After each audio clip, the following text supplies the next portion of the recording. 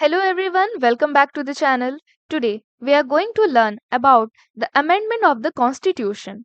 The process of amendment is given in Article 368 of the Indian Constitution.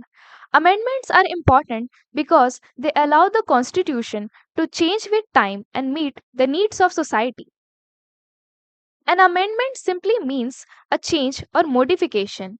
The framers of our Constitution wanted a balance between rigidity and flexibility. If the constitution is too rigid, it cannot adjust to social changes. If it is too flexible, it loses stability. That's why the Indian constitution provides a middle path. It is neither too rigid like the US constitution nor too flexible like the UK constitution. Amendments play a very important role. They help the constitution adapt to changing needs of society. For example, many social, political, and economic changes have been made possible only because of amendments. They also ensure that democracy is protected and that the constitution remains relevant for future generations.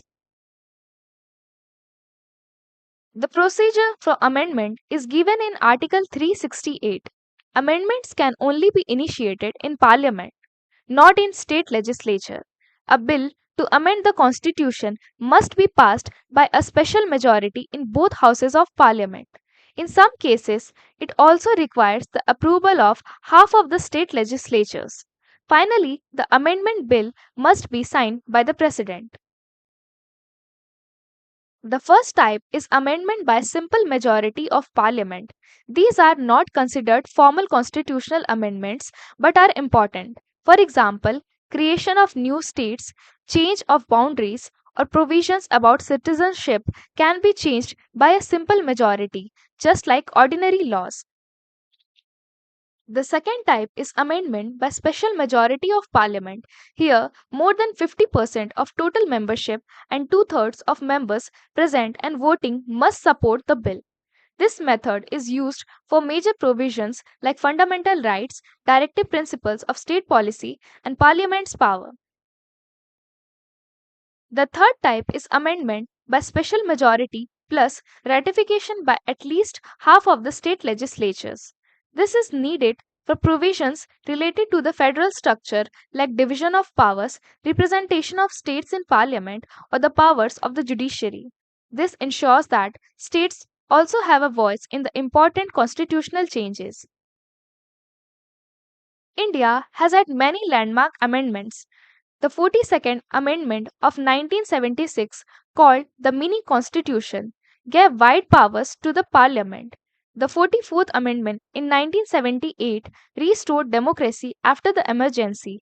Later, the 73rd and 74th Amendments brought Panchayati Raj and municipalities, strengthening local self government. These examples show how amendments shape our political system. The amendment procedure has been criticized. Some say it is too flexible, giving Parliament too much power. States play a very limited role even though India is a federal country. Also, the process does not involve the people directly. There is no provision for referendum. Because of this, critics argue that the central government can dominate constitutional changes. To conclude, amendments are the lifeline of the Constitution. They ensure that the Constitution is not outdated and can meet the needs of changing times. At the same time, the procedure tries to maintain stability by requiring special majorities. That's all for today. If you found this video helpful, don't forget to like, share, and subscribe for more content like this. See you in the next video.